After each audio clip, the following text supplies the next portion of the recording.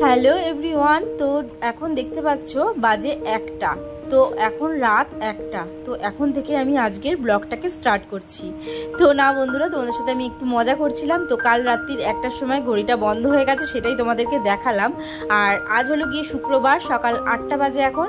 তো সোনু এখনো পর্যন্ত ঘুম থেকে উঠছে না, মাথা নাড়ছে, বলছে উঠবো না। কিন্তু ওকে স্কুল যেতে হবে, ও সেটা জানেই না, কারণ আজ রোদ বেরিয়েছে। তো অনেক দিন পর মানে বৃষ্টি হচ্ছিল, 2-3 দিন ওকে স্কুল পাঠানো হয়নি। আর এই ঘরে আমার বড় ছেলে এখনো পর্যন্ত ঘুমোচ্ছে, ইনি যে কখন উঠবে তার জানি না। তো যাই হোক, তোমাদেরকে ইন্ট্রোটা দিয়ে নিই।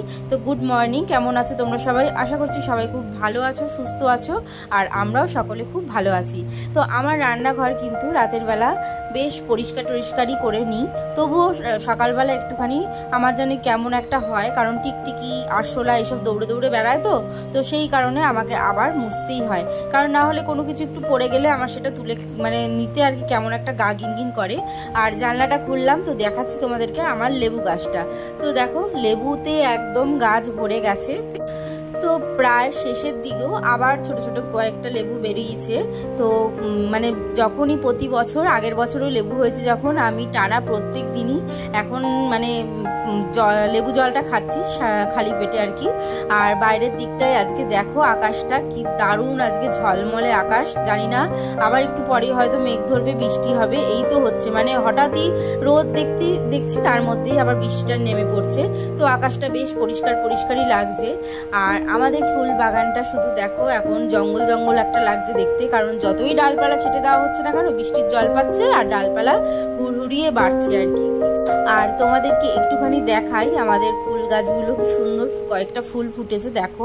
তো অনেক রকমের জবা ফুলই লাগানো হয়েছে।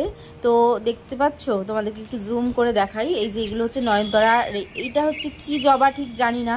তো দারুণ লাগে এই জবা ফুলটা যখন ফোটে। তো পদ্ম জবা নাকি জানি না, অনেকটা পদ্ম গাছের মতন পাতাগুলো। আর এইটা হলো গিয়ে লক্ষ্মী জবা। তো ভীষণ সুন্দর লাগে, ছোট ছোট ফুলগুলো হয় জবা ফুলগুলো, আর দারুণ লাগে। আর এই ফুলটা তো আরও সুন্দর, এত বড় হয় এই জবাটা, দেখো কত বড় হয়েছে, খুব সুন্দর লাগে। আর কালারটাও দারুণ, লাল টকটকে কালার হয়। আমি যদি এই ফুলগুলো দিয়ে পুজো দিই না, কারণ আমার বরের বারণ আছে। তো এই যে লোকনাথ জবাগুলো দেখতে পাচ্ছ, এগুলো দিয়েই আমি পুজো দিই, আমার সিংহাসন এতেই ভরে যায়। আর এই যে এই ফুলগুলোকে কি ফুল বলে, টাইম ফুল ঠিক জানি না, টাইম ফুলই মনে হয় বলে। তো খুব সুন্দর লাগে ফুলগুলো দেখতে, কালারটাও দারুণ কালার। আর আমার না এখানে এমনি দেখো কিসে কুমড়োর দানা টানা পড়ে একাই কুমড়ো গাছটা হয়েছে। তো এই দিকটা এগুলো না রোদ, কদিন আগে যে গরম প্রচণ্ড রোদটা হয়েছিল, তখন গাছটা ভাবলাম বোধহয় মরেই যাবে, এত মানে পুরো লাল লাল হয়ে গেছিলো গাছের ডালগুলো। এখন দেখছি আবার বর্ষার জল পেয়ে না চারিদিকে ছড়াচ্ছে, আর ওইখানে জেরি রয়েছে। আর সকাল সকাল আমি এখন কি করি বলো তো, বর্ষাকালে আগে তাড়াতাড়ি করে কোনো দিক মুছি না মুছি বারান্দাটাকে পরিষ্কার করে নিই, কারণ রাত্রিরে যেহেতু গাড়ি তোলা হয়, আর এই বর্ষার সময় গাড়ির চাকার সাথে যত রাজ্যের নোংরা কাদার ওঠে, আমার প্রচণ্ড গাগিনিং করে সকালবেলায়, জানো তো। ওই জন্য তাড়াতাড়ি করে আমাকে বারান্দাটাকে পরিষ্কার করে নিই। আর তারপরে আমার বর আজকে দেখো রেখে গেছে, কারণ আমার বর তো মাছের ব্যবসায় করে। তো চিংড়ি মাছ রেখেছে দেখছি কটা, আর রেখেছে মোরলা মাছ। তো এই ছোট ছোট মাছগুলো দেখলে না আমার প্রচণ্ড রাগ হয়। চিংড়ি মাছ তো হাতে করেই বেছে নেওয়া যায়, আর সেই বটি দিয়ে আবার এই মাছগুলোকে কাটতে হবে। ছোটো মাছ বাছতে আমার একদম ভালো লাগে না, খেতে ভালো লাগে কিন্তু বাছতে একদমই ভালো লাগে না। তারপরে আমার মানে একটু শরীরটাও খারাপ, বুঝতে পারছি না সেভাবে একটা, কিন্তু কিছু করার নেই, রেখে গেছে যখন তখন তো করতেই হবে, কিচ্ছু করার নেই। কেই বা বুঝবে বলো? যাদের একার সংসার তারাই জানে যে কি জ্বালা। শরীর খারাপ হলেও না থাকে কেউ শোনার, আর না থাকে কেউ বোঝার।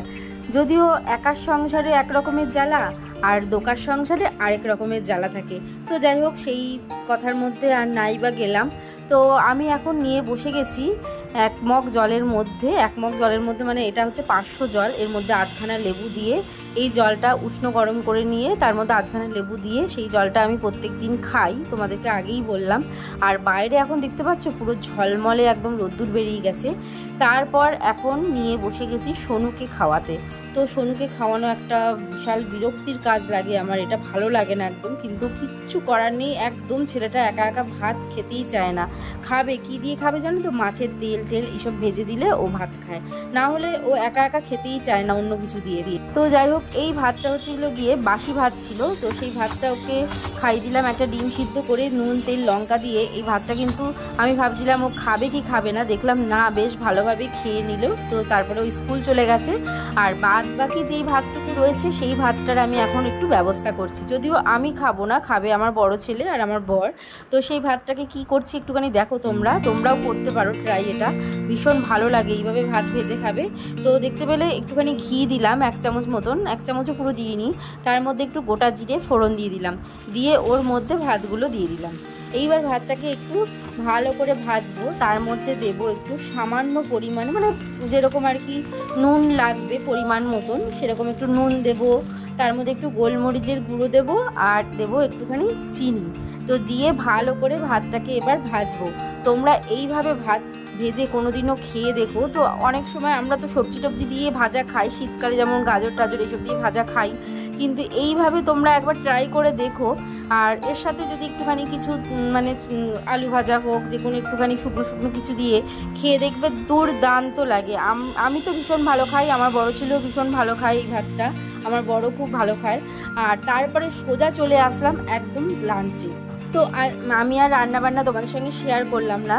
তো রান্না করেছি দেখতে পাচ্ছ গাটি কচু দিয়ে, চিংড়ি মাছটা দিয়ে রান্না করেছি, আর করেছি এই যে কাঁকরোল ভাজা, আর তার সাথে মোরলা মাছগুলো ভাজা করে নিয়েছি। তো আমি তরকারি খাবো না, কারণ আমার না শরীরটা যেহেতু ভালো লাগছে না, আমার একটু শুকনো শুকনো খেতে ইচ্ছা করছে, ওই জন্য আমি এই কাঁকরোল ভাজা আর এই মোরলা মাছ ভাজা দিয়ে আমি ভাত খাবো আজকে।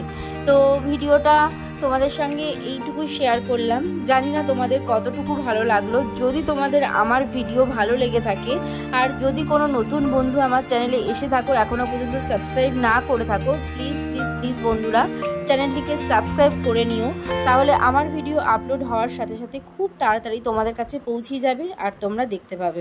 তো আমি এরকম শুকনো শুকনো আজকে ভাত খাচ্ছি বলে তোমরা হয়তো ভাবছো যে কেমন লাগছে, দুর্দান্ত খেতে লাগছিল। সত্যি বলছি, অনেস্টলি বলছি, আমার কাঁকরোল ভাজা ভীষণ ভালো লাগে খেতে। আর কাঁকরোল ভাজা দিয়ে আমি 1 থালা ভাত খেয়ে নিতে পারবো, 3 বেলা দিলে 3 বেলায় খেয়ে নিতে পারবো। আর তার সাথে নিয়ে নিয়েছি যেহেতু আমি কাঁচা লঙ্কা, আজকে যেহেতু একদমই ভালো লাগছে না কিচ্ছু, কাঁচা লঙ্কা দিয়েই পুরো ভাতটা আমি তাই খাবো। আর আমার বড় ছেলেও ভাত খেতে বসে গেল দেখতে পাচ্ছ। তো ও আমার উপর রেগে যাচ্ছে, বলছে একদম আমার ভিডিও করবে না, আমাকে দেখাবে না। ও একদম ক্যামেরার সামনে বন্ধুরা আসতেই চায় না, ছোটোবেলা থেকেই ও ফটো কিছু তুলতে চায় না, বলে আমাকে দেখতে খারাপ, আমাকে ফটো তুলবে না, এরকম একটা ওর মনোবৃত্তি আর কি।